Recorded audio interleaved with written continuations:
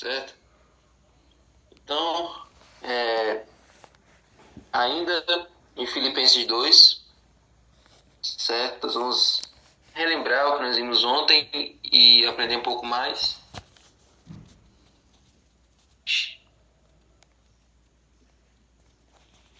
Então, gente, sobre a encarnação de Jesus, nós nunca vamos saber de tudo. Existe um verso na Bíblia que diz assim: se alguém julga conhecer alguma coisa, ainda não conhece como deveria conhecer. 1 Coríntios 8:2.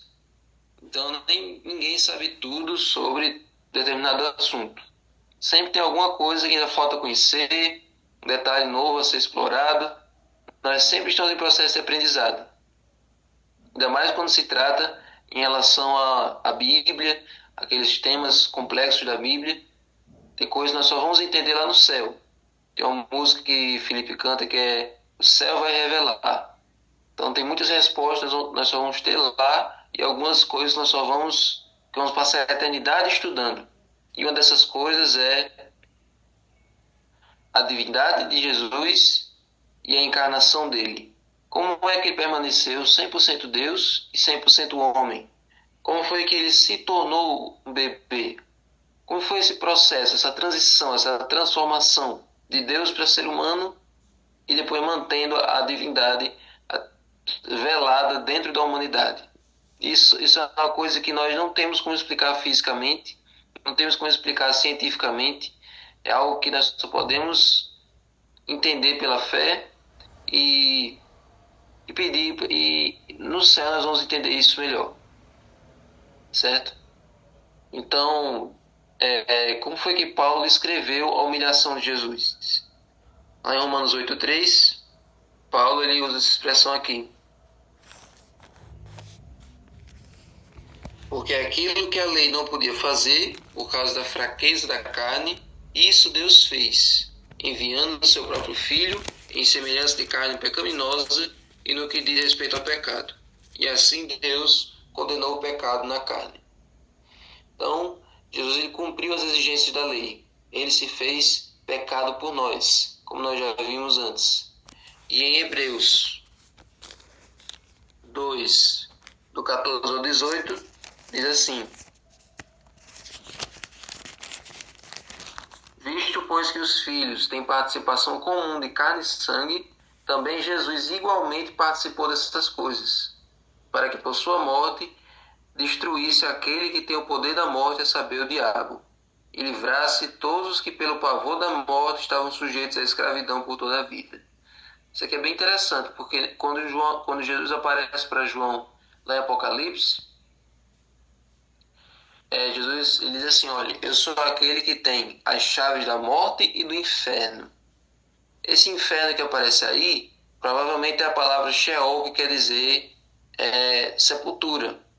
Então, Jesus está dizendo: eu tenho as chaves da morte e da sepultura. Eu morri, eu sou aquele que estive morto, mas esse que eu estou vivo pelos séculos dos séculos. Então, aqui Paulo está dizendo: aquele que tem o poder da morte, que era o diabo, agora foi derrotado. Então, Jesus passa a ter agora o controle sobre a vida e sobre a morte. Amém. Ele dá a vida, ele faz a pessoa nascer, dá a vida, ele morre e ele ressuscita. Então, ele tem controle absoluto sobre a vida e sobre a morte. Amém. Esse é o nosso Deus. Amém. Então, e Paulo diz assim: olha, pelo fato de ele ter vencido a morte, dele ter agora as chaves da morte da sepultura, ele pode fazer reviver quem ele quiser. Então, olha, e livrar-se daqueles que pelo pavor da morte estavam sujeitos à escravidão por toda a vida. A todas as pessoas que vivem com medo da morte, que vivem cada dia como se fosse o último, melhor, vivem cada dia de forma desesperada, de forma triste, achando que com a morte toda a sua alegria vai cessar. Então Jesus ele vem e dá a esperança da vida eterna para essa pessoa, e que quando ela morrer, ele vai ressuscitá-la, e ali a morte não vai ser o ponto final. Amém. Então essa é a esperança que Jesus nos dá. Ele venceu a morte para que a gente também não tivesse mais medo da morte, para que a gente tivesse a esperança da vida eterna. Pois ele, evidentemente, não socorre a anjos, mas socorre a descendência de Abraão. Por isso mesmo, era necessário que em todas as coisas ele se tornasse semelhante aos irmãos, para ser misericordioso e fiel sumo sacerdote nas coisas referentes a Deus e para fazer a propiciação pelos pecados do povo. Olha aí, nota aí esse verso. É necessário que em todas as coisas ele fosse semelhante a mim, sem pecado. Então, em todas as características ele foi semelhante a nós. Se eu não me engano, a única coisa que Jesus não teve como ser humano foi a doença. Jesus nunca ficou doente, porque a doença é resultado do nosso pecado. Toda doença, essa frase acho que é do Espírito de Profecia, que toda doença é pecado. A gente comete algum deslize na nossa alimentação, na nossa saúde, que acaba acarretando alguma doença. Então, como Jesus sempre comia da maneira certa, Jesus sempre se alimentava, Jesus sempre se exercitava, fazia tudo dentro do que se espera da reforma de saúde, da saúde. Então, Jesus nunca contraiu alguma doença. Ele contraía, o que ele sofria era as próprias dores, né, desse mundo infectado pelo pecado, mas ele mesmo não cometeu nenhum deslize no seu estilo de vida para atrair alguma enfermidade, certo? Então é por isso que em todas as coisas ele foi semelhante a nós, para que acontecesse o que? Verso 18. Pois naquilo que ele mesmo sofreu quando foi tentado, é poderoso para socorrer os que são tentados. Então Jesus passou por todas as tentações que a gente passa e ele venceu, a gente também consegue passar, porque Jesus estava como ser humano, certo? E ele tinha uma pressão muito maior do que a nossa. A pressão de ser o salvador de uma humanidade que não acreditava nele, a pressão ali de ser um Deus velado no ser humano, ou seja, eu posso fazer o que eu quiser, mas eu não posso... Eu tenho o poder para fazer o que eu quiser, mas eu não posso fazer porque eu estou cumprindo uma missão, não posso operar milagres para mim. Então, a pressão para Jesus cair em pecado era muito maior do que a nossa. E a gente não tem essa responsabilidade tão grande como ele tinha.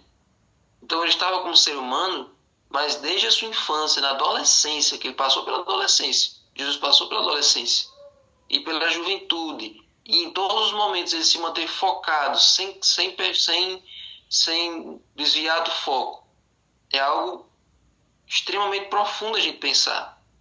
Então, Jesus submeteu a esse desafio gigantesco para poder nos salvar.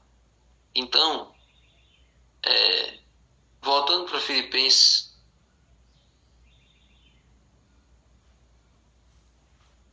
Filipenses 2, né, do 6 ao 11, relembrando o que nós vimos ontem, vamos relembrar a escadinha. E diz assim: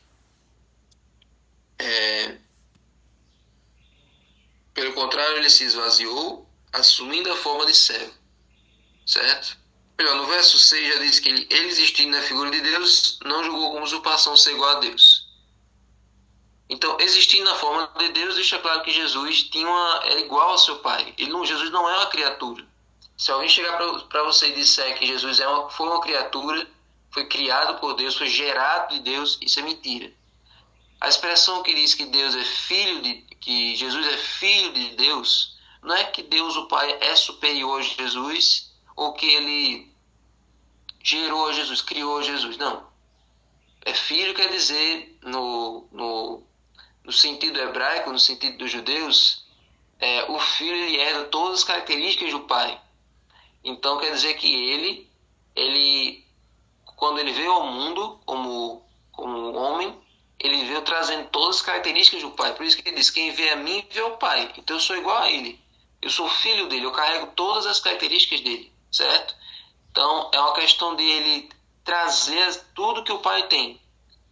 Então não é porque o pai é superior ao filho, é porque ambos têm essa correlação. E o Espírito Santo também, os três são iguais, os três são um só. Agora, Jesus, quando ele estava como ser humano, Jesus ele assumiu essa posição de subserviência ao Pai, certo? Ele, como estava ali como ser humano, ele precisava da unção do poder do Pai para poder continuar exercendo seu ministério. Então, antes de se tornar humano, ele era um com o Pai tempo todo. Depois que ele voltou para o céu, voltou a ser um com o Pai o tempo todo. Mas aqui na terra, ele assumiu essa postura de servo. É o que o texto diz. Ele assumiu essa postura de servo, de submeter ao Pai, de ser subserviente ao Pai. Mas em essência, ele é igual ao Pai em tudo. Aí ele se esvaziou, como eu disse, ele deixou de lado algumas de suas prerrogativas divinas para se tornar verdadeiramente humano, certo? Alguns atributos dele foram reduzidos e alguns foram anulados, certo? A onipresença, ele não estava em todos os lugares do planeta ao mesmo tempo, ok? Mas, em alguns momentos, ele tinha a onisciência ele teve, mas em algumas coisas ele se limitou a não saber, como nós vimos ontem. Quais são os momentos que Jesus demonstrou onisciência? Quando Jesus lia a mente dos fariseus, quando Jesus disse a Natanael que viu ele orando debaixo da figueira, certo? Então, Jesus ele demonstrava em alguns momentos a sua onisciência, mas em algumas outras questões ele se limitava a não saber. Então Jesus ele se esvaziou, ele se humilhou, né? Porque, olha o verso 8 aqui. E reconhecido em figura humana, ele se humilhou, tornando-se obediente até a morte e morte de cruz. Sabe por que a morte de cruz é uma coisa tão vergonhosa? E por que Paulo mostra que a morte de cruz como o estágio mais baixo? É porque era a morte mais vergonhosa, porque a pessoa era crucificada nu. Todos nós sabemos que a crucifixão que é mostrada nos filmes, nas pinturas, ali é mostrada de uma maneira bem abrandada, certo? Nas pinturas principalmente, porque nas pinturas Jesus nunca é mostrado assim totalmente açoitado, como no filme da Paixão de Cristo. Na Paixão de Cristo, ali já é o mais realista possível, porque mostra todo a pele lacerada. Mas ainda tem dois detalhes ali que ainda são suavizados. Por exemplo, aquela saítazinha que se coloca no original, na verdade, na vida real, ele não estava com nenhuma saia, estava completamente nu, todas as suas vergonhas ali à mostra. Por isso que a gente canta que ali é a vergonha, eu aqui com Jesus, a vergonha da cruz, porque ele estava completamente nu ali. E a coroa de espinhos, que na maioria dos filmes e pinturas é sempre uma tiara de espinhos, mas não era uma tiara, era uma coroa, um capacete de espinhos.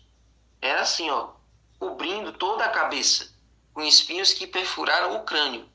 Então Jesus não podia virar a cabeça assim para trás, ele tinha que ficar o tempo todo assim, porque se ele virasse, a coroa encostava na tábua da cruz, e aí a coroa entrava ainda mais na cabeça. Então o tempo todo ele tinha que ficar assim, com o pescoço assim meio para frente e sem poder levantar. Então os filmes que mostram Jesus olhando assim, girando a cabeça, isso é mentira. Era impossível fazer isso. Então, gente, esse aqui é só um dos detalhes. Eu vou logo adiantando. Na Semana Santa, no primeiro dia da Semana Santa, o assunto vai ser justamente sobre os detalhes da crucifixão.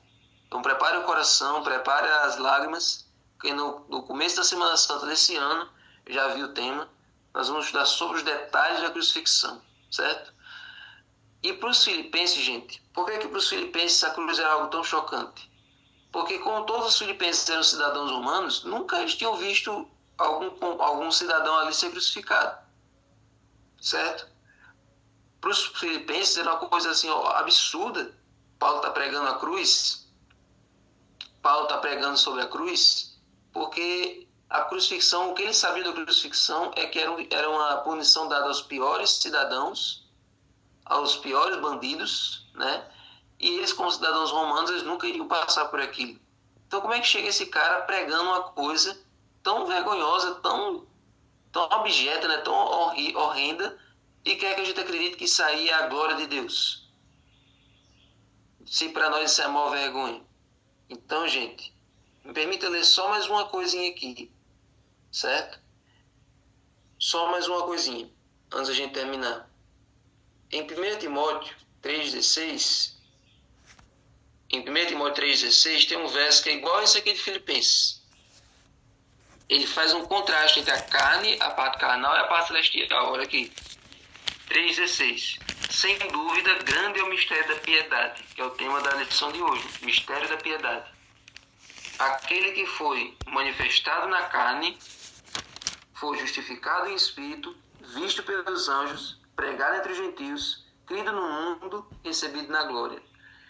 Esse verso aqui, ele é mais completo ainda do que o de Filipenses. O de Filipenses é emocionante e tal, mas esse aqui ainda é mais poético. Por quê? Estou tomando tempo aqui do livro, mas termino já. Porque ele apresenta uma lista de 6 coisas. 3 coisas são do aspecto terreno e 3 coisas são do aspecto celestial. Se a gente separar essas 3 coisas, essas 6 coisas nessas 2 listas, fica bem fácil a gente entender qual foi o propósito de Paulo com esse verso aqui. Vamos pegar as 3 partes da lista que falam de coisas terrenas. Aquele que foi manifestado na carne, pregado entre os gentios, crido no mundo. Carne, gentios e mundo. 3 coisas da terra. Agora as 3 coisas celestiais. Foi justificado em espírito, visto pelos anjos, recebido na glória. Então, esse verso aqui, ele mostra 3 elementos da terra e 3 elementos do céu. E ele mistura os 6 elementos. Ele intercala esses 3 elementos. Os elementos da carne e os elementos do céu. E por que ele faz isso? Porque esse verso é uma definição, é um resumo da natureza de Cristo. A carne misturada com a glória. O homem, o Deus velado através do homem. Esse verso aqui é a definição de como é que Jesus é. Então ele foi manifestado na carne, no ser humano, foi pregado entre os gentios, pregado entre a raça humana e foi crido no mundo. No mundo inteiro nós temos pessoas que acreditam em Jesus. Ele foi justificado em espírito, visto pelos anjos quando ele foi entronizado e recebido na glória. E aqui se conecta com o final de Filipenses. O nome dele foi exaltado acima de todo nome e hoje todos os seres do universo se prostram diante do nome dele. Amém. Então é aquela música que nós cantamos de Fernando Iglesias. Ele chegou adiante da glória do seu Pai, todo mundo adorando, todo mundo parabenizando, aplaudindo, gritando de louvor por causa do que ele tinha acabado de fazer, por ter salvado a raça humana. O céu faz uma festa para recebê-lo. Ele diz, não, eu não posso celebrar.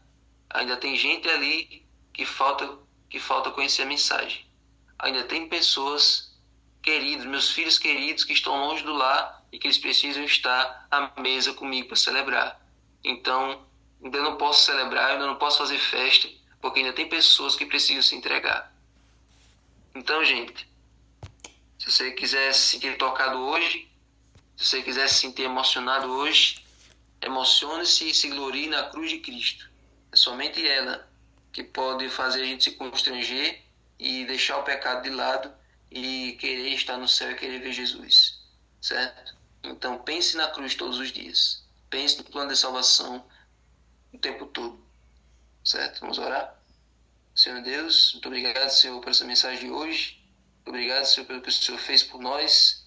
Nós, 1000 palavras não vão poder agradecer, não vão poder medir o que nós sentimos por Ti e nem mensurar o que o Senhor fez por nós.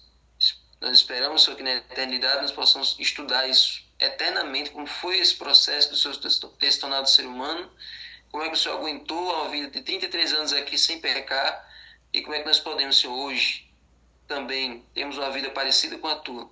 Por favor, Senhor, nos ajuda, dá-nos o Teu Espírito, abençoa cada um que está aqui, em nome de Jesus. Amém.